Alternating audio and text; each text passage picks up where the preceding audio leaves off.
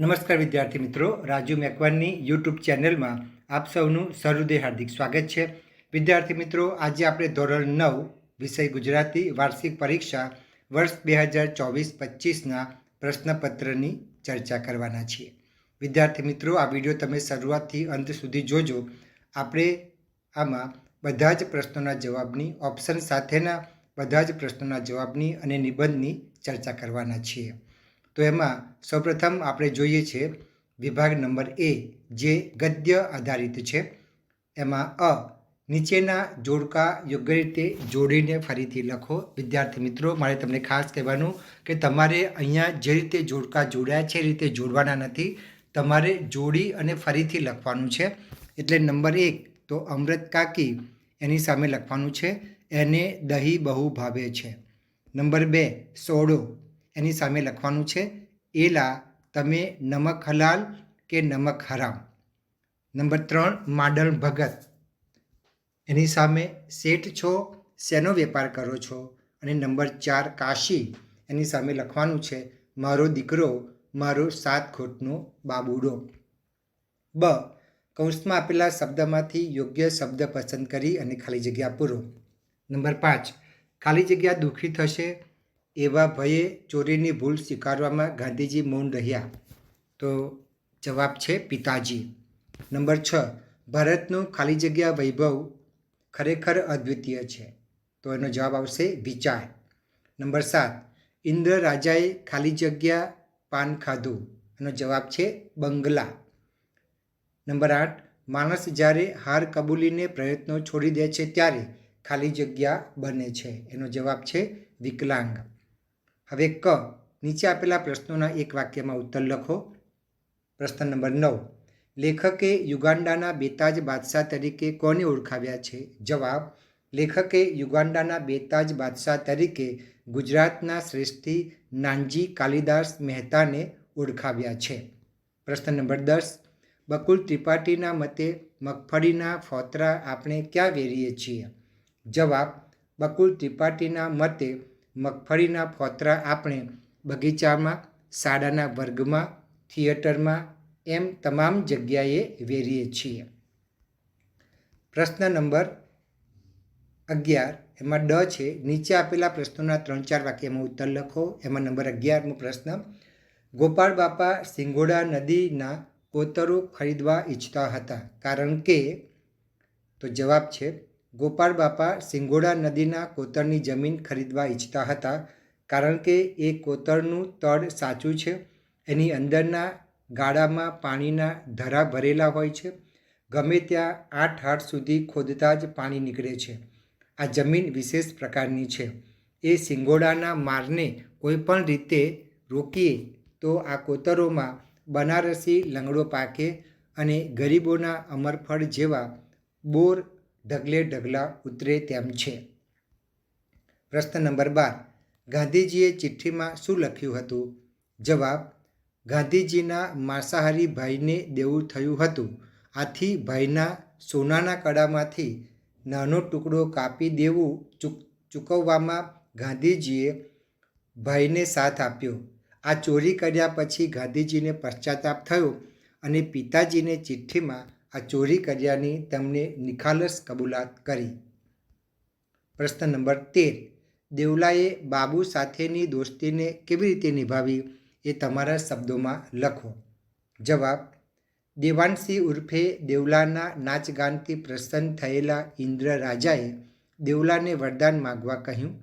દેવલાએ ઇન્દ્ર રાજા પાસે એના નાનપણના ભાઈબંધને સ્વર્ગમાં લાવવાની ઈચ્છા રજૂ કરી.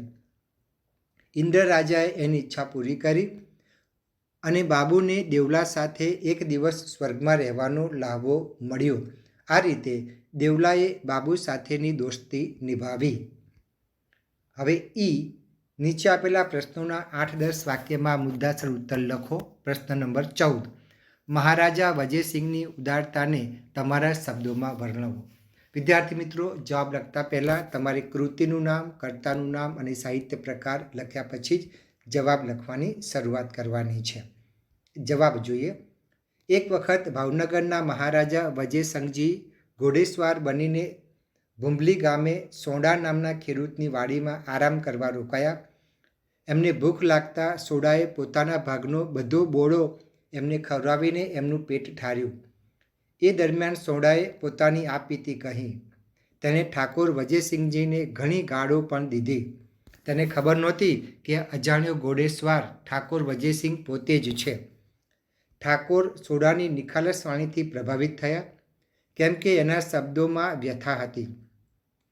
ઠાકોર વજયસિંહજીએ ઉદાર દિલે એના આતિથ્યની અને નિડરતાની કદર કરી અને ત્રાંબાના પતરા પર તેને જાગીર લખી આપી. આવો જ એક પ્રસંગ સમઢિયાળા ગામમાં બન્યો. શિકારીના વેશમાં વજયસિંહજી ઘોડા પર ટૂંકે રસ્તેથી ખેતરમાંથી પસાર થઈ રહ્યા હતા. એ રસ્તેથી પસાર થતાં એક કણબીના ખેતરનો ઊભો મોલ ચગદાઈ ગયો. આ જોઈને કણબીની ડોશીએ ઘોડેસવારને 2-4 ગાળો સંભળાવી અને સહેજ પણ ડર્યા વગર ડોશીને બાપુ વજયસિંહ પર કેટલો વિશ્વાસ છે એ જણાવી દીધો. વજયસિંહજી ડોશીની નિડરતાથી પ્રભાવિત થયા અને એ ડોશીના કુટુંબને કાયમની પટલાઈ તથા જમીન ઇનામમાં આપ્યા. પ્રશ્ન નંબર 15. મંગુને દવાખાને મૂકવા જતાં પહેલાંની અમૃતકાકીની માનસિક સ્થિતિનું વર્ણન કરો. વિદ્યાર્થી મિત્રો, અહીંયા પણ તમારે કર્તાનું નામ, કૃતિનું નામ અને સાહિત્ય પ્રકાર લખ્યા બાદ જ જવાબ લખવાની શરૂઆત કરવાની છે. આપણે તેનો જવાબ જોઈએ. અમૃતકાકીના ગામની દીકરી કુસુમ અચાનક ગાંડી થઈ ગઈ હતી, પણ દવાખાનામાં સારવાર લીધા પછી સાજી થઈ ગઈ.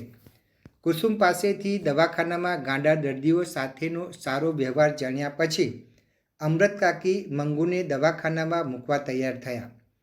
પરંતુ ત્યારથી એમની ઊંઘ ઉડી ગઈ. એમને થતું કે મંગુ મોટી થતી જાય છે અને પોતાની વૃદ્ધાવસ્થા પણ વધતી જાય છે. તેઓ જાણતા હતા કે વહુઓ મંગુની ચાકરી નહીં કરે. એ સ્થિતિમાં એને કદાચ સારું થઈ જાય અને ન સારું થાય તો પણ દવાખાનામાં એનું મન ગોઠી જાય તો પોતાના અંતકાળે એટલી તો શાંતિ રહેશે કે આ દુનિયામાં મંગુની ચાકરી કરનારું કોઈ પારકું છે. અમૃતકાકી આ વિચારોથી પોતાના મનને મનાવતા, પણ આંખમાંથી એટલા આંસુ વહેવા માંડતા કે એમની પથારી પલળી જતી. એમને થતું કે તે થાકી ગયા છે, એટલે મંગુને દવાખાને મોકલવા તૈયાર થયા છે. દીકરાને પત્ર લખીને બોલાવવાની મોટી ભૂલ કરી. એટલી સી ઉતાવળ હતી કે શિયાળાની ઠંડીમાં એને દવાખાનામાં ધકેલવી પડે. રાતમાં પોતે એને કેટલી વખત ઓઢાડતા. દવાખાનામાં એને વારે ઘડીએ કોણ ઓઢાડશે? ઉનાળામાં દાખલ કરી હોત તો સારું થાત. અમૃતકાકીની માનસિક સ્થિતિ ન કહેવાય કે ન સેવાય એવી થઈ ગઈ હતી. પ્રશ્ન નંબર 16.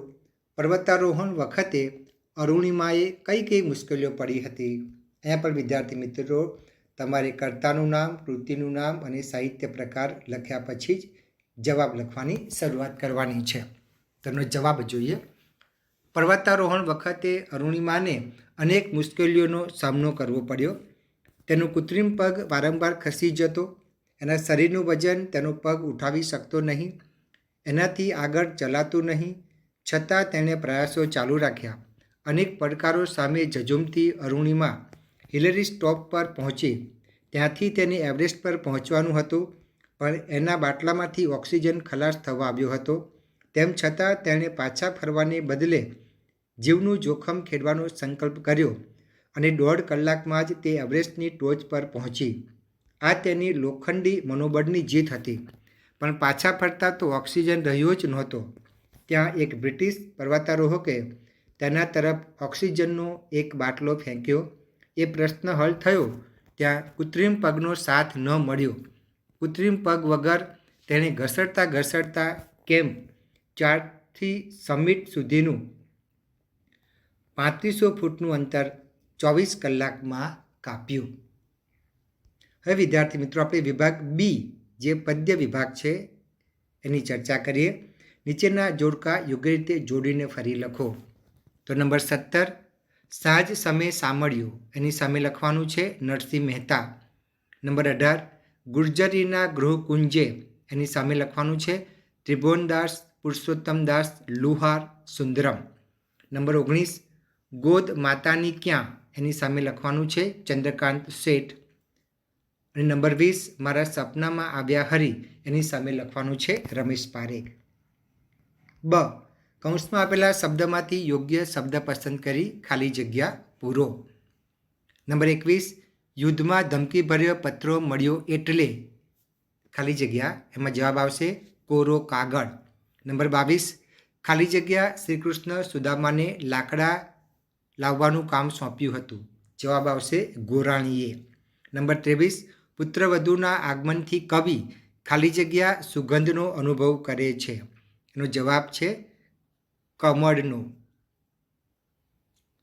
નંબર 24 પપ્પા હવે ફોન મૂકું કાવ્યમાં દીકરી ખાલી જગ્યા દાળથી ટહુકે છે, એનો જવાબ આવશે એસટીડીની. હવે ક નીચે આપેલા પ્રશ્નોના એક વાક્યમાં ઉત્તર લખો. નંબર 25 કામ કરે ઈ જીતે ગીતમાં શાનું મહત્વ પ્રગટ થાય છે? જવાબ કામ કરે ઈ જીતે ગીતમાં પરિશ્રમનું મહત્વ પ્રગટ થાય છે. નંબર 26 મુક્તકના લક્ષણો જણાવો. જવાબ લાઘવ, ચોટ અને જીવન મૂલ્ય એ મુક્તકના લક્ષણો છે. હવે ડ નીચે આપેલા પ્રશ્નોના 3-4 વાક્યમાં ઉત્તર લખો ગમે તે બે. એમાં નંબર 27 ઘરની અડવી ભીતો હવે શણગારથી કેમ શોભવા લાગી? તો એનો જવાબ છે ઘરની ભીતોને પુત્રવધૂની આંગળીઓનો સ્પર્શ થયો એટલે ઘરની ભીતો આજ સુધી સૂની હતી, પરંતુ હવે પુત્રવધૂની આંગળીઓનો સ્પર્શ થતાં જ ભીતોએ જાણે સૌંદર્યના શણગાર સજ્યા હોય એમ શોભી ઉઠી. પુત્રવધૂના આગમનની એટલી પ્રબળ અસર પડી કે નિર્જીવ વસ્તુમાં પણ જાણે પ્રાણ પુરાયા. ઘરનું વાતાવરણ જીવંત બની ગયું. પ્રશ્ન નંબર 28 કવિને માતા પાસેથી શું શું મળે છે? જવાબ કવિને માતા પાસેથી એની હુંફાળી ગોદ અને સૂતી વખતે માની સોળ મળે છે. માની હાજરીથી મોટી રાહત મળે છે. માની આંખોમાંથી વાત્સલ્ય મળે છે. માનો પ્રેમાળ સાદ સાંભળવા મળે છે. માના આલિંગનમાં પ્રેમનો સ્પર્શ મળે છે. એના પર માના હેતની હેલી સતત વરસે છે.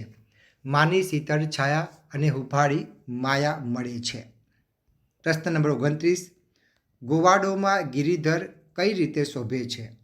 તો જવાબ જેમ તારામંડળમાં ચંદ્ર શોભે છે તેમ સુવર્ણના અલંકારમાં જડેલો હીરો ઝગમગે છે તેમ ગોવાડોમાં ગિરિધર શોભે છે. હવે ઈ નીચે આપેલા પ્રશ્નોના 8-10 મુદ્દાસર વાક્યોમાં ઉત્તર લખવાના છે. નીચે આપેલા પ્રશ્નોના 8-10 વાક્યોમાં મુદ્દાસર ઉત્તર લખવાના છે, એમાં ગમે તે બે. પ્રશ્ન નંબર 30 શ્રી કૃષ્ણ સુદામાનું વિદ્યાર્થી જીવન તમારા શબ્દોમાં લખો. વિદ્યાર્થી મિત્રો લાંબા પ્રશ્નનો જવાબ લખતા પહેલાં, મુદ્દાસર ઉત્તર લખતા પહેલાં તમારે કર્તાનું નામ, કૃતિનું નામ અને સાહિત્ય પ્રકાર લખ્યા પછી જ જવાબ લખવાની શરૂઆત કરવાની છે. હવે આપણે તેનો જવાબ જોઈએ. શ્રી કૃષ્ણ અને સુદામા સાંદીપની ઋષિના આશ્રમમાં સાથે ભણ્યા હતા. તેઓ 2 માસ સાથે રહ્યા હતા. બંને વચ્ચે નાનપણથી જ પ્રેમ હતો. તેઓ સાથે ભિક્ષા માંગવા જતા, સાથે જમતા અને ઘાસની બનાવેલી એક જ પથારીમાં સાથે સૂતા. તેઓ એકબીજાને પોતપોતાના સુખ દુઃખની વાતો પણ કરતા. સવારે ઉઠીને વેદની ધૂન કરતા. ગોરાણીએ જંગલમાંથી લાકડા લાવવાનું કહ્યું ત્યારે પણ તેઓ બંને સાથે જંગલમાં ગયા હતા. તેમને વૃક્ષના થડ ફાડીને લાકડા કાપ્યા. એ લાકડાના 3 ભાગ કર્યા અને તેને દોરડાથી બાંધી 3 ભારા તૈયાર કર્યા. અચાનક મુશળધાર વરસાદ વરસવા લાગ્યો ત્યારે પણ બંનેએ એકબીજાનો સાથ છોડ્યો નહોતો. શ્રી કૃષ્ણે સુદામા પાસે એ વાતનો એકરાર કર્યો કે સુદામાએ જ એને વિદ્યા શીખવી હતી, તો સુદામાએ વિનમ્ર ભાવે એને કૃષ્ણની મહાનતા ગણી. આમ શ્રી કૃષ્ણ અને સુદામાનું વિદ્યાર્થી જીવન સ્નેહ અને ગાઢ મૈત્રીના સંબંધોથી વણાયેલું હતું. પ્રશ્ન નંબર 31 તેજમલને ઓળખવા સાથીઓએ કઈ કઈ પરીક્ષા કરી? આ પરીક્ષામાં તેજમલ કઈ રીતે પાર ઉતર્યા? તમારા શબ્દોમાં લખો. વિદ્યાર્થી મિત્રો અહીંયા પણ તમારે કર્તાનું નામ, કૃતિનું નામ અને સાહિત્ય પ્રકાર લખ્યા પછી જ જવાબ લખવાની શરૂઆત કરવાની છે. આપણે તેનો જવાબ જોઈએ. દુશ્મનો ઓળખી ન શકે એ માટે તેજમલે એક યુક્તિ વિચારી. તેજમલ પોતાના સાથી પુરુષોને સૌપ્રથમ સોનીની દુકાને લઈ ગઈ. તે જાણતી હતી કે ત્યાં સ્ત્રી અને પુરુષ બંનેની કસોટી થઈ જશે, કેમ કે પુરુષ બેરખામાં મોહશે અને સ્ત્રી એના જુમલામાં મોહશે. પરંતુ અહીં તો પુરુષો સ્ત્રીના જુમખાણામાં મોહાયા, પણ તેજમલ ઠાકોરે તો બેરખા પસંદ કર્યા. એ પછી તેજમલ સાથીઓને વાણિયાની દુકાને લઈ ગઈ. ત્યાં પણ તેને થયું કે પુરુષ પાઘડીના મૂલ પૂછશે અને સ્ત્રી ચુંદડીના મૂલ પૂછશે, પણ તેમ થયું નહીં. સાથે પુરુષોએ ચુંદડીની કિંમત પૂછી અને તેજમલે મોડીડું પસંદ કર્યું. આ રીતે તેજમલ પરીક્ષામાં પાર ઉતર્યા. પ્રશ્ન નંબર 32. રસ્તો કરી જવાના ગઝલમાં જોવા મળતી ખુમારી તમારા શબ્દોમાં વર્ણવો. વિદ્યાર્થી મિત્રો, વિસ્તારથી સમજાવો. પ્રશ્ન જવાબ લખતા પહેલાં તમારે પાઠનું નામ, લેખકનું નામ અને સાહિત્ય પ્રકાર લખ્યા પછી જ જવાબ લખવાની શરૂઆત કરવાની છે. આપણે તેનો જવાબ જોઈએ. રસ્તો કરી જવાના ગઝલનું શીર્ષક જ કેટલું ખુમારી ભર્યું છે.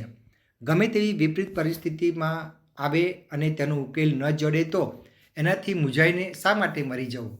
એનો કોઈને કોઈ ઉકેલ મળી જ જશે એવો વિશ્વાસ રાખવો. હંમેશા મસ્તીમાં જીવવાનું, થોડા ઘણા સત્કર્મો કરીને પણ જીવનરૂપી સમુદ્ર તરી જવાનો.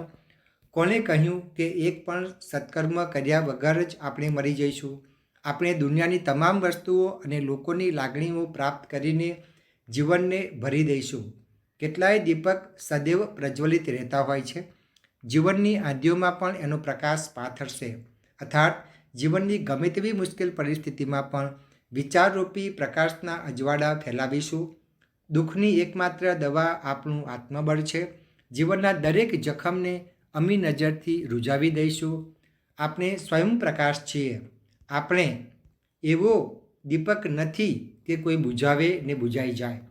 હે કાળ, અમને તારો જરા પણ ભય નથી. તારાથી થાય તે કરી લે. ઈશ્વર જેવો અમારો ધણી છે, એમ અમે કાંઈ થોડા મરી જવાના છીએ? હવે વિદ્યાર્થી મિત્રો, આપણે વિભાગ સી જે વ્યાકરણ આધારિત છે તેની ચર્ચા કરીએ. નીચે આપેલા પ્રશ્નોના આપેલા વિકલ્પમાંથી યોગ્ય વિકલ્પ પસંદ કરી અને ઉત્તર લખો. એમાં નંબર 33, નીચે આપેલા શબ્દોની સાચી જોડણી શોધીને લખો. તો વિદ્યાર્થી મિત્રો, તમે સ્ક્રીન પર જોઈ શકો છો. સાંદીપની, મેં શબ્દ નીચે લીટી દોરેલી છે, એ સાચી જોડણી છે. એ જ રીતે શ્રદ્ધા, એ શબ્દ નીચે પણ મેં લીટી દોરેલી છે. પ્રશ્ન નંબર 34, પ્રત્યેક શબ્દની સાચી સંધિ છોડો. તો ઓપ્શનમાં પ્રતિ વત્તા એક, પ્રતિમાં હસ્વઈ છે, બરાબર, યાદ રાખજો. પ્રશ્ન નંબર 35, નીચેનામાંથી ભાવવાચક સંજ્ઞા શોધીને લખો. તો સાચો જવાબ છે વાત્સલ્ય. નંબર 36, નીચેના શબ્દોના સમાનાર્થી શબ્દ શોધીને લખો. તો એમાં પ્રપાત એટલે ધોધ અને ટેકો એટલે સમર્થન. પ્રશ્ન નંબર 37, નીચેનામાંથી કયો પ્રત્યય પૂર્વ પ્રત્યય તરીકે લાગે છે? તો એમાં સાચો જવાબ છે કુ. નંબર 38, પાણી શબ્દનો લિંગ પ્રકાર જણાવો. તેમાં સાચો જવાબ છે નપુંસકલિંગ. નંબર 39, નીચેનામાંથી વર્ણાનુપ્રાસ અલંકારનું ઉદાહરણ કયું નથી? તેનો જવાબ આવશે વિદ્યાર્થી મિત્રો બ. મહારાજ મીઠા લીંબુ જેવા બોરને જોઈ રહ્યા. નંબર 40, રોકકડ શબ્દનો સમાસ ઓળખાવો. તો જવાબ છે દ્વંદ્વ સમાસ. નંબર 41, નીચેના વાક્યમાંથી વિશેષણ શોધી તેનો પ્રકાર લખો. ઊંચું ભણેલા ઓફિસમાં બેસે છે. તો એમાં વિશેષણ છે ઊંચું અને તેનો પ્રકાર છે ગુણવાચક. નંબર 42, નીચેના વાક્યમાંથી સર્વનામ શોધી તેનો પ્રકાર જણાવો. એ ગામમાં ખાસ હું કોઈને ઓળખું નહીં. તો એનો જવાબ આવશે હું અને તેનો પ્રકાર છે સાર્વનામિક સર્વનામ. નંબર 43, નીચેના તળપદા શબ્દનું શિષ્ટ રૂપ લખો. રહેવા, તો એનો જવાબ છે રહેવું. નંબર 44, નીચેના શબ્દનો વિરુદ્ધાર્થી શબ્દ લખો. તો સ્નિગ્ધ, એનો વિરુદ્ધાર્થી શબ્દ છે કઠણ. નંબર 45, નીચેના વાક્યની કાળ અવસ્થા જણાવો. ઋષિ ધર્મપત્નીને પૂછે છે. તો તો આ વર્તમાન કાળનું વાક્ય છે. નંબર 46, નીચે આપેલ વાક્ય માટે કયો રૂઢિપ્રયોગ યોગ્ય રહેશે તે શોધીને લખો. માણસે દુઃખી લોકોને સહાય કરવા આગળ આવવું જોઈએ. તો એમાં સાચો જવાબ છે બ, વહારે ધાવવું. નંબર 47, નીચેના શબ્દ સમૂહ માટે એક શબ્દ આપો. રાષ્ટ્રના પોતાના પ્રતીકને સૂચવતો વાવટો એટલે રાષ્ટ્રધ્વજ. નીચેના વાક્યને કર્તરી વાક્યમાં ફેરવો. મહારાજથી રસોઈ કરાઈ છે. તો જવાબ છે મહારાજે રસોઈ કરી. નંબર 49, નીચેના વાક્યનું વિધિ વાક્યમાં રૂપાંતર કરો. ડોસા ફરીથી ન બોલ્યા. તો જવાબ છે ડોસા ફરીથી બોલ્યા. નંબર 50, નીચેનું વાક્ય સાદું, સંયુક્ત કે સંકુલ વાક્ય છે તે ઓળખાવો. કાં તો માં આવશે અથવા ફોય આવશે. આ વાક્ય સંયુક્ત વાક્ય છે. નંબર 51, આમંત્રણ શબ્દના ધ્વનિ ઘટકો છૂટા પાડો. એનો જવાબ છે આ વત્તા મ વત્તા અમ વત્તા ત વત્તા ર વત્તા અ વત્તા અણ વત્તા અ. વિદ્યાર્થી મિત્રો, તમે સ્ક્રીન પર જોઈ શકો છો. નંબર 52, નીચેના વાક્યમાંથી રવાનુકારી શબ્દ શોધીને લખો. બંદૂકમાંથી સનન કાર્તિકને ગોળી છૂટી. તેનો જવાબ છે સનન. હવે આપણે વિભાગ ડી જે અર્થગ્રહણ છે, લેખન વિભાગ, એની ચર્ચા કરીએ. નીચે આપેલી પંક્તિઓનો અર્થ વિસ્તાર કરો. તો પંક્તિ નંબર 53 જોઈએ આપણે. ન્યાય નીતિ સહુ ગરીબોને, મોટાને સહુ માફ, વાઘે માર્યું માનવી, એમાં સો ઇન્સાફ. એનો જવાબ જોઈએ.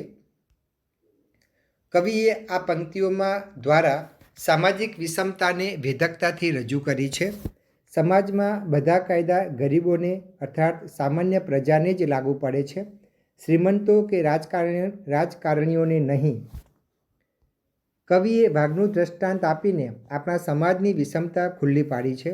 ઘેટા બકરા જેવી ગરીબ પ્રજાથી કોઈ ગુનો થાય તો તેને જેલમાં પૂરી દેવામાં આવે છે કે ફાંસીએ લટકાવી દેવામાં આવે છે. પણ વાઘ જેવા શ્રીમંતો, રાજકારણીઓ કે એના સ્વજનો કોઈ ગુનો કરે તો તેને છાવરવામાં આવે છે. તેને કોઈ કાયદા લાગુ પડતા નથી. તેને કોઈ શિક્ષા કરવામાં આવતી નથી. ઉલટું તેમની વિરુદ્ધ બોલનાર પર ખોટું આડ ચડાવી તેને બદનામ કરાય છે. સંત તુલસીદાસે કહ્યું છે, સમૃદ્ધ કો નહીં દોષ ગોસાઈ. શક્તિશાળીઓમાં કોઈ દોષ હોય જ નહીં. તેમને હાથ લગાડવો નહીં કે એની સામે આંગળી પણ ચીંધવી નહીં. તેઓ પ્રજાને છેતરે, ભ્રષ્ટાચાર કરે, ખૂનામરકી કરે કે બળાત્કાર કરે તો પણ પોતાની સંપત્તિ અને સત્તાના જોરે તેઓ નિર્દોષ જ પુરવાર થાય છે. ગુનો એ ગુનો છે. એ ગુનો સામાન્ય પ્રજા કરે કે શ્રીમંત કરે કે રાજકારણી કરે, ન્યાય સૌને માટે સરખો હોવો જોઈએ. પણ સમાજમાં સૌને સરખો ન્યાય મળતો નથી. કવિ ઉપયુક્ત પંક્તિઓમાં સમાજની વિષમતા અને ન્યાયની પોકળતા પર વેધક કટાક્ષ કર્યો છે. હવે એના અથવામાં બીજી પંક્તિ છે, એ પણ જોઈ લઈએ. ગમે ના શૈશવે ખેલ, યૌવને ના પરાક્રમ, સાધુતા નહીં વાર્ધક્યે, વ્યર્થ તો જિંદગી ક્રમ. આપણે એનો જવાબ જોઈએ. એનો સામાન્ય અર્થ પહેલાં આપણે જોઈએ. બાળપણમાં રમત ગમે નહીં, યુવાનીમાં કોઈ પરાક્રમ કરવા ગમે નહીં, વૃદ્ધાવસ્થામાં સાધુતા ન આવે તો જીવનનો ક્રમ તદ્દન વ્યર્થ છે. ની સમજૂતી જોઈએ. બાળપણ રમત રમવા માટે છે. નિર્દોષ આનંદમાં ખેલકૂદમાં બાળપણ વિતાવવું જોઈએ. જો કોઈ નાના બાળકને ગંભીર જોઈએ તો તેની પાછળના કારણોની તપાસ કરી તેનો ઉકેલ લાવવો જોઈએ. નાના બાળકોને રમવાની જગ્યાએ આજે તો વેકેશનમાં પણ આપણે સમર કેમ્પોમાં પરાણે ધકેલતા જઈએ છીએ, એ ખોટું છે. યૌવન અને પરાક્રમ ન હોય તો ચાલે જ કેમ? નર્મદે યુવાનોના લક્ષણોમાં કહ્યું છે કે નિત્ય યુવાન કેવો હોવો જોઈએ કે જેમાં કાંઈ કરી બતાવવાની ઝંખના હોય, લાવા રસથી ધગધગતો યુવાન જેવી છે તેની જિંદગી ન જીવતા સતત પરિવર્તન ઈચ્છે છે. યુવાનના હૃદયમાં ઉલ્લાસ અને થનગનાટ હોય છે. સિંહને શસ્ત્રશા, વીરને મૃત્યુશા જેવો યુવાન હોવો જોઈએ. સ્ફૂર્તિ કેરી મૂર્તિ તું પરે યુવાન પંક્તિ યુવાન વિશે આપણને ઘણું બધું કહે છે. વૃદ્ધાવસ્થા આવે ને વ્યક્તિના જીવનમાં સંયમ, ત્યાગ વૈરાગ્ય ન આવે તો શું કામનું? વ્યક્તિ વૃદ્ધાવસ્થામાં જ્યારે મૃત્યુને આરે આવીને ઊભી હોય ત્યારે પ્રભુ ભજન ન કરતા સંસારના મોહ માયામાં જ ફસાયેલી રહે તો તેવી વ્યક્તિનું જીવન નકામું સમજવું. આજે તો વર્તમાનપત્રમાં 85 અને 89 વર્ષના ઉંમરની વ્યક્તિએ લગ્ન કર્યા વાંચીએ ત્યારે જીવનના ક્રમને તેઓ કેવી રીતે બદલી રહ્યા છે. આ જીવનની સાચી રીત નથી. અહીં આપણે બાળક, યુવાન, વૃદ્ધ દરેકની વાત કરી. તેની પસાર થતી પોતાની ઉંમરમાં જીવન પસાર કઈ રીતે કરવું તે વાત કરવામાં આવી છે. જીવનના સાચા ક્રમની રજૂઆત અહીં કરવામાં આવી છે. પરમાત્માએ જીવન જીવવા આપ્યું છે તો તે ક્રમમાં નિત્ય આનંદ માણી જીવન પૂરું કરવું જોઈએ. કુદરતે કરેલા ક્રમમાં વ્યક્તિએ ફેરફાર કરવો જોઈએ નહીં. આ પંક્તિમાંથી આપણને ઉપદેશ મળે છે કે વ્યક્તિએ પોતાના જીવનનો ક્રમ કુદરતે બનાવેલા માર્ગે નક્કી કરવો. બાળક, યુવાન, વૃદ્ધ આ ક્રમમાં વ્યક્તિ પોતે જીવનનો સાચો આનંદ ઉંમરને અનુરૂપ કાર્યો કરી માણી શકે છે. હવે આપણે અહેવાલ લેખન જોઈએ. તમારી શાળામાં યોજાયેલા શિયાળુ રમતોત્સવનો અહેવાલ લખો. આપણે એનો જવાબ જોઈએ. ઉપર તમારે ગામનું નામ લખવાનું છે. વાસદ, તારીખ 29/1/2020. સરદાર પટેલ વિનય મંદિર વાસદમાં જાન્યુઆરી 27 અને 28મી તારીખે રમતોત્સવ યોજાયો હતો. આ રમતોત્સવમાં પ્રાથમિક વિભાગથી ધોરણ 12 સુધીના તમામ વિદ્યાર્થીઓએ ભાગ લીધો હતો. કાર્યક્રમનો આરંભ સમૂહ પ્રાર્થનાથી કરવામાં આવ્યો. પછી શાળાના વ્યાયામ શિક્ષક શ્રી ઠાકોરભાઈ ચૌધરીએ સૌને કાર્યક્રમની રૂપરેખા સમજાવી. આચાર્યશ્રીએ રમતનું જીવનમાં સ્થાન વિશે ટૂંકમાં મનનીય વક્તવ્ય આપ્યું. શાળાના ચેરમેનશ્રીએ મંગલદીપ પ્રગટાવીને રમતોત્સવને ખુલ્લો મૂક્યો. પછી અલગ અલગ મેદાનો પર કબડ્ડી, ખોખો, વોલીબોલ અને બાસ્કેટબોલ જેવી રમતો શરૂ થઈ. નાના બાળકો માટે સિક્કાશોધ, કોથળા દોડ, ત્રિપગી દોડ, સંગીત ખુરશી, દેડકા દોડ અને લીંબુ ચમચી જેવી રમતો યોજવામાં આવી હતી. આ રમતોમાં સર્જાયેલા રમૂજી દ્રશ્યો જોવાની ખૂબ મજા પડી. આ ઉપરાંત લાંબો કૂદકો, ઊંચો કૂદકો, ગોળા ફેંક, ભાલા ફેંક, બરછી ફેંક, લાંબી દોડ, ટૂંકી દોડ જેવી રોમાંચક રમતો પણ રમાઈ હતી. આ સૌમાં વ્યાયામ શિક્ષક સાહેબની હાસ્ય શૈલીમાં આપેલી રનિંગ કોમેન્ટ્રીથી વાતાવરણ આનંદથી ઝૂમી ઉઠ્યું હતું. આ રમતોત્સવ દરમિયાન ખાસ કોઈ અનિચ્છનીય બનાવ બન્યો નહોતો. બીજે દિવસે રમતોત્સવ પૂરો થતાં શાળાના પ્રમુખશ્રીના વરદ હસ્તે વિજેતા વિદ્યાર્થીઓને ઇનામ આપવામાં આવ્યા હતા. શાળાના આચાર્યશ્રીએ સૌને અભિનંદન પાઠવી દરેકનો આભાર માન્યો હતો. આ રીતે વિદ્યાર્થી મિત્રો તમારે અહેવાલ લેખન લખવાનું હોય છે. હવે આપણે ક જોઈએ.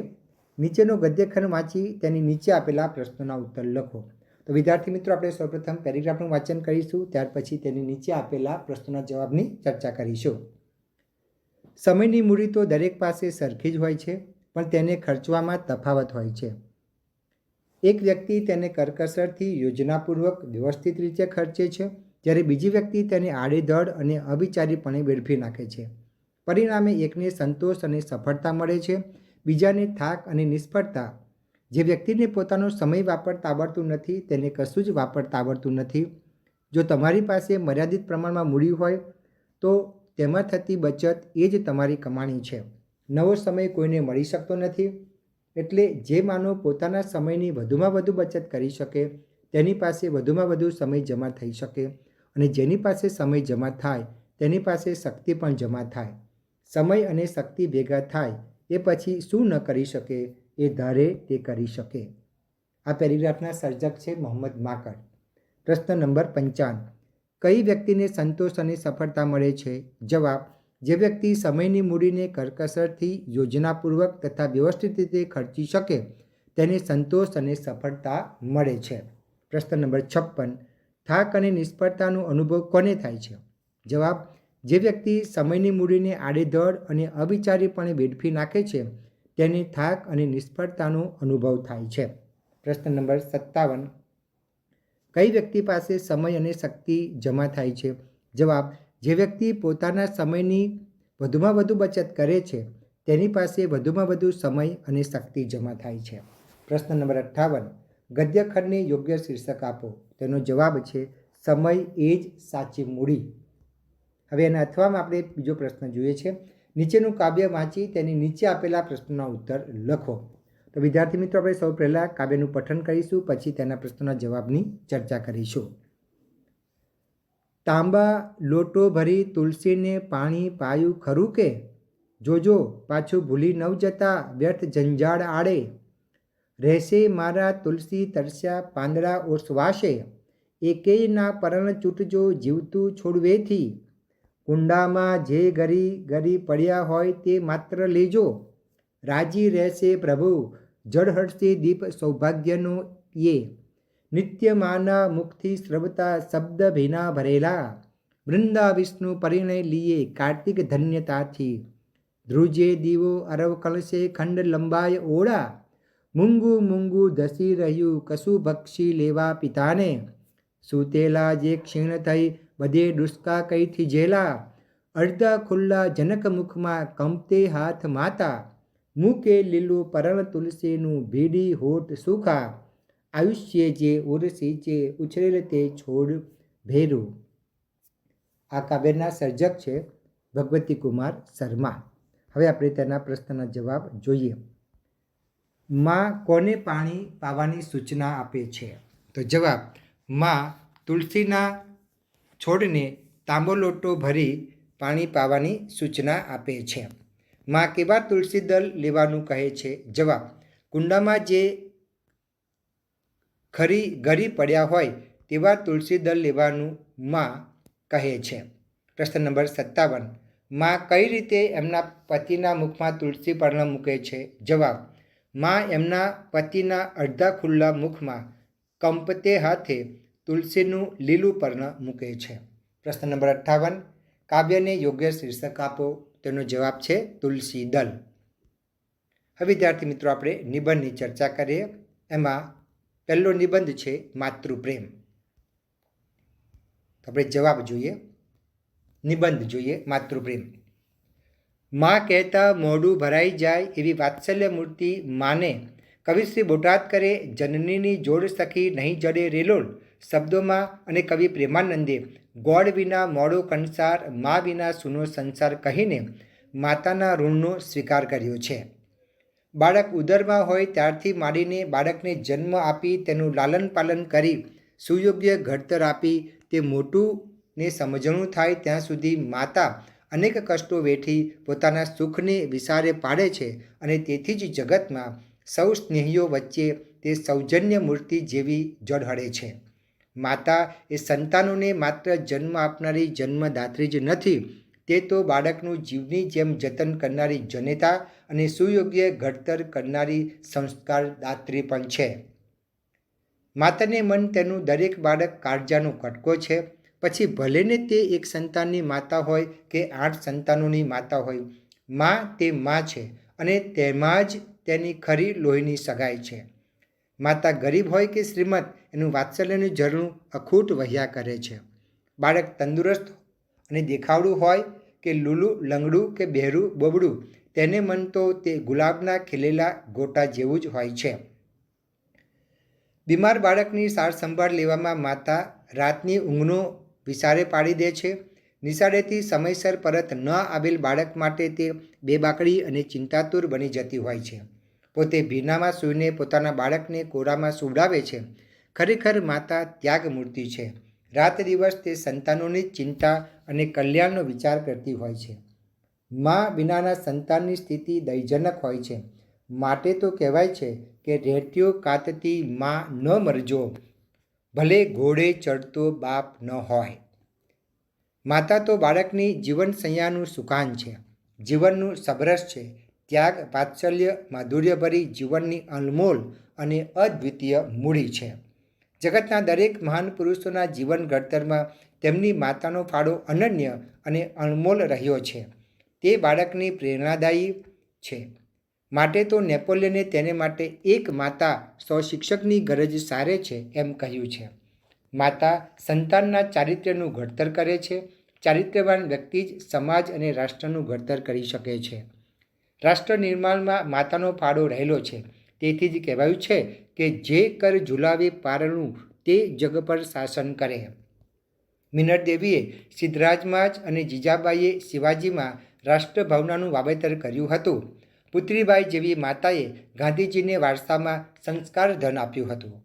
પેટે પાટા બાંધીને સંતાનને ભણાવી ગણાવી સારી નોકરી ધંધે વળગાડવામાં માતાને અનેક દુઃખો વેઠવા પડ્યા હોય છે. તે માતાને ઘડપણમાં સંતાન તરફથી જો તિરસ્કાર મળે, સહારાને બદલે અપમાન મળે તો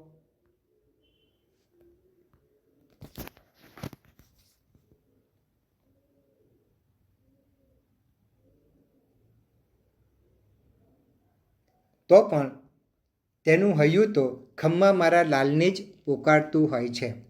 માટે જ કહેવાય છે કે છોરું કછોરું થાય પણ માતા કુમાતા ન થાય.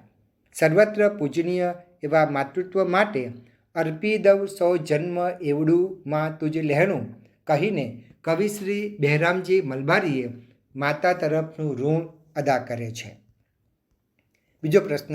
બીજો નિબંધ આપણે જોઈએ.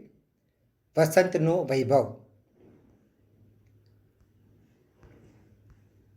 આ ડાળ જાણે કે રસ્તા વસંતના, ફૂલો એ બીજું કંઈ નથી પગલાં વસંતના. કુદરતે આપણને ઋતુઓની રમ્ય વિવિધતા બક્ષી છે. શિયાળો, ઉનાળો અને ચોમાસું એ 3 મુખ્ય ઋતુઓ અને હેમંત, શિશિર, વસંત, ગ્રીષ્મ, વર્ષા અને શરદ આ 6 પેટા ઋતુઓ આપણા જીવનને વિવિધતાથી ભરી દે છે. પ્રત્યેક ઋતુને પોતાનું આગવું સૌંદર્ય હોય છે. તેમાં પણ વસંત તો ઋતુરાજ છે. બધી ઋતુઓમાં વસંતનો વૈભવ સૌથી નિરાળો છે. શિશિર ઋતુ પછી વસંત ઋતુનું આગમન થાય છે. વસંત ઋતુની શરૂઆતથી જ ધરતીના અંગે અંગમાં અનેરી સ્ફૂર્તિનો સંચાર થાય છે. પ્રકૃતિને માળવે વસંતને વધાવવા જાણે ઉત્સવ જેવું વાતાવરણ જામે છે. વાસંતી વાયરાના સ્પર્શથી વૃક્ષો અને વેલાઓમાં નવું ચેતન રેલાય છે. આમ્રઘટ્ટામાં મંજરીઓ મોરી ઉઠે છે. ખાખરાના વૃક્ષો પર કેસુડાના લાલ ચટક ફૂલો ખીલી ઉઠે છે. કમળના ફૂલોથી સરોવરો શોભી ઉઠે છે. આમ વસંત ઋતુમાં ભાતભાતના પુષ્પો ખીલે છે. તેમના મનમોહક રંગો અને સુગંધ વસંતના અનુપમ સૌંદર્યમાં ઉમેરો કરે છે. ભમરા પોતાના મધુર ગુંજારવથી અને કોયલ તેના કર્ણપીર્ણ ટહુકાથી વાતાવરણને ભરી દે છે. ખરેખર વસંત ઋતુમાં પ્રકૃતિનું કામણગારું યૌવન પૂર્ણપણે ખીલી ઉઠે છે. વસંત ઋતુ માનવ હૃદય પર અનેરું કામણ કરે છે. એની માદક અસરથી માનવ મન આનંદ વિભોર થઈ જાય છે. આ ઋતુમાં માનવી વિવિધ ઉત્સવો ઉજવીને પોતાનો આનંદ વ્યક્ત કરે છે. આપણા દેશમાં આ ઋતુમાં વસંત પંચમી, હોળી અને ધૂળેટીના ઉત્સવો ધામધૂમથી ઉજવાય છે. આ તહેવારોમાં ચોમેર ઉછળતા અબીલ ગુલાલમાં જીવનનો ઉલ્લાસ છલકે છે. ઢોલ, ત્રાંસા અને મૃદંગના તાલ સાથે ગવાતા વસંતના ગીતોની મીઠી ધૂન વાતાવરણને અનોખા આનંદથી ભરી દે છે. વસંતનો માદક વૈભવ કવિઓની કલમ અને ચિત્રકારોની પીછીને સર્જનની અવનવી કેડીઓ તરફ દોરી જાય છે. મનોજ ખંડેરિયા વસંતનું આબેહૂબ ચિત્ર આપ્યું છે. મલ્યા નીલોની પીછીને રંગો ફૂલોના લઈ દોરી રહ્યું છે કોણ આ નકશા વસંતના. વસંત ઋતુ સાથે અન્ય કોઈ ઋતુની તુલના થઈ શકે નહીં. શરદનું પોતેકું સૌંદર્ય છે ખરું, પણ વસંતના પ્રકૃતિ વૈભવ આગળ એ શીતળ સૌંદર્ય ફિક્કું લાગે છે. વર્ષા ઋતુના વૈભવ આગળ પણ વસંતનું ઉન્માદક સૌંદર્ય વધારે આકર્ષક લાગે છે. વસંત ઋતુ સમગ્ર પ્રકૃતિને નવી તાજગી બક્ષે છે. ખરેખર વસંત એ ઋતુરાજ છે. હવે વિદ્યાર્થી મિત્રો આપણે ત્રીજા નિબંધની ચર્ચા કરીએ. વિજ્ઞાન વરદાન કે અભિશાપ. અનાદિકાળથી માનવી પોતાની બુદ્ધિનો ઉપયોગ કરીને અવનવી શોધો કરતો રહ્યો છે. આજ સુધીની શોધો તેણે સતત કરેલા પ્રયોગો અને પરિશ્રમનું જ પરિણામ છે. ઈશ્વરે માનવીને બુદ્ધિ આપીને તેને બધા પ્રાણીઓમાં સર્વોપરી બનાવ્યો છે. માનવીએ દરેક ક્ષેત્રમાં અદ્ભુત શોધો કરી છે. રેલગાડી અને વિમાન જેવા વાહનોની શોધ વડે મુસાફરી ઝડપી બની છે. ટેલિફોન, તાર, ફેક્સ અને કોમ્પ્યુટર જેવા સાધનો વડે સંદેશાની આપ-લે ઝડપી થઈ છે. ટેલિવિઝનની શોધથી માનવી ઘરના ઓરડામાં આરામથી બેસીને દેશ વિદેશના સમાચાર જોઈ સાંભળી શકે છે.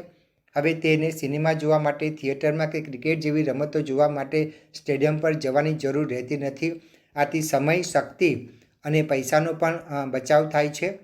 રેડિયો અને ટેપ રેકોર્ડર તેને મનોરંજન પૂરું પાડે છે. કેલ્ક્યુલેટરની મદદથી માણસ અનેક પ્રકારની જટિલ ગણતરીઓ અત્યંત ઝડપથી અને ચોકસાઈપૂર્વક કરી શકે છે. કોમ્પ્યુટરની મદદથી માનવી કલ્પના પણ ન આવે તેવા વિવિધ કામો કરી શકે છે અને અનેક પ્રકારની ચોક્કસ માહિતી મેળવી શકે છે. વિજ્ઞાનની શોધોને પરિણામે આજે ગગનચુંબી ઇમારતો, પુલો, બંધો વગેરે બાંધવાનું સરળ બન્યું છે. સુંદર, સુઘડ, રંગબેરંગી અને ઝડપી છાપકામ થઈ શકે છે. ઔષધ ક્ષેત્રે થયેલી શોધોથી અસાધ્ય રોગોનો ઇલાજ આજે શક્ય બન્યો છે. હવે પીડારહિત શસ્ત્રક્રિયા કરી શકાય છે. વળી આજે તો શરીરના અંગો પણ બદલી શકાય છે. વિજ્ઞાનની મહાન શોધોમાં વીજળીની શોધને પાયાની શોધ કહી શકાય. વીજળી વડે રેડિયો, ટીવી, ટેપ રેકોર્ડર, ઇસ્ત્રી, ઘરઘંટી, air condition, refrigerator, washing machine, પંખો, વિદ્યુત ટ્રેન, કોમ્પ્યુટર વગેરે કાર્યરત રહે છે. આજે માનવીએ અવકાશી સંશોધનોમાં પણ હરણફાળ ભરી છે. માનવીએ ચંદ્ર પર અવકાશયાન મોકલ્યા છે. તે ચંદ્રની માટીને ધરતી પર લઈ આવ્યો છે. પૃથ્વીવાસી આજે મંગળ પર પણ અવકાશયાનો મોકલી રહ્યો છે. આપણા વિજ્ઞાનીઓને અવકાશના કૃત્રિમ ઉપગ્રહો તરતા મૂક્યા છે. અણુબોમ્બ બનાવીને દેશની તાકાતમાં અનેક ગણો વધારો કર્યો છે. વિજ્ઞાનના અનેક ઉપકારો છતાં એની બીજી બાજુ ઘણી ભયાનક છે. વિજ્ઞાને માનવજાતની સલામતીને જોખમમાં મૂકી છે. મિલો, કારખાના તેમજ વાહનોના ધુમાડા અને ઘોંઘાટથી હવા તથા અવાજનું પ્રદૂષણ ખૂબ વધી ગયું છે. કારખાનાઓમાં દ્વારા ઠાલવવામાં આવતું કેમિકલ શુદ્ધ પાણીમાં ભળતા પાણીનું પ્રદૂષણ વધ્યું છે. સુખ સગવડના સાધનો વધતા માનવીનો શારીરિક શ્રમ ઘટી ગયો છે. યંત્ર ઉદ્યોગને લીધે આજે ભારત જેવા વિશાળ વસ્તી ધરાવતા દેશોમાં બેકારીનું પ્રમાણ વધ્યું છે. અણુબોમ્બ અને યુદ્ધના આધુનિક શસ્ત્રો બનાવવા પાછળ વિશ્વના દેશો અબજો રૂપિયા ખર્ચે છે. આ નાણાં ગરીબી નાબૂદ કરવા પાછળ વપરાય તો કદાચ દુનિયામાં એક પણ વ્યક્તિ ગરીબ ન રહે. જાપાનના હિરોશીમા અને નાગાસાકી શહેરો પર ઝીંકાયેલા અણુબોમ્બની ઘડીના 6ઠ્ઠા ભાગમાં 75,000 માણસોને જાન ગુમાવ્યો હતો. બંને શહેરોમાં માલ મિલકતનું ભારે નુકસાન થયું હતું. માનવજાતે 2 વિશ્વયુદ્ધોમાં ભારે તારાજી અને ખુવારી વેઠી છે. આમ વૈજ્ઞાનિક વિકાસના નામે ઇતિહાસના આવા કલંકિત પૃષ્ઠો પણ લખાયા છે. વિજ્ઞાનની સર્જક અને સંહારક અસરોમાંથી માનવીએ વિવેકપૂર્વક પસંદગી કરવાની છે. માનવીએ સર્વનાશનો માર્ગ અપનાવવાનો કે સર્વના કલ્યાણનો માર્ગ અપનાવવો? માણસે યુદ્ધનો માર્ગ સ્વીકારવાનો છે કે બુદ્ધનો માર્ગ સ્વીકારવાનો છે? સૌના કલ્યાણમાં આપનું કલ્યાણ સમાયેલું છે, સૌના નાશમાં આપનો નાશ સમાયેલો છે. માનવીની વિજ્ઞાનની શોધોનો સમજપૂર્વક ઉપયોગ કરશે તો જ વિજ્ઞાન માનવજાત માટે વરદાનરૂપ બની રહેશે. તો વિદ્યાર્થી મિત્રો, તમે આ જોઈ શકો છો. આજે આપણે ધોરણ 9 વાર્ષિક પરીક્ષા વર્ષ 2024-25ના પ્રશ્નપત્રની બધા જ પ્રશ્નોના જવાબની ચર્ચા પૂર્ણ કરી છે. વિદ્યાર્થી મિત્રો, જો તમે મારી યુટ્યુબ ચેનલ પર નવા આવ્યા હો તો મારી યુટ્યુબ ચેનલમાં આપણે ધોરણ 1 થી 12 ગુજરાતી વિષયને લગતા અભ્યાસ, સ્વાધ્યાય, વ્યાકરણ, ગદ્યાર્થ ગ્રહણ, પદ્યાર્થ ગ્રહણ, અર્થ વિસ્તાર, સંક્ષેપીકરણ, અહેવાલ લેખન, વાદાત્મક ગદ્ય, ભાવાત્મક ગદ્ય, અરજી લેખન, સાથે સાથે કહેવતો, રૂઢિપ્રયોગો, સમાસ, છંદ, અલંકાર, શાળામાં કાર્યક્રમનું આયોજન કેવી રીતે કરી શકાય તેના વિડીયો, નાટક અને ગરબાના વિડીયો, અધ્યયન નિષ્પત્તિના વિડીયો, ઇનોવેશન કેવી રીતે કરી શકાય તેના વિડીયો, આ બધા જ વિડીયો આપને મારી એકમાત્ર યુટ્યુબ ચેનલમાંથી મળી રહેશે. વિદ્યાર્થી મિત્રો, તમારે ચેનલને સબસ્ક્રાઈબ કરવાની છે. ત્યારબાદ તમે પ્લેલિસ્ટમાં જઈને જોઈ શકશો. તો આ સાથે જ મારો વિડીયો પૂર્ણ કરું છું. ફરી વખત નવા ટોપિક સાથે મળીશું. ત્યાં સુધી આપની રજા લો. આવજો વિદ્યાર્થી મિત્રો, આવજો.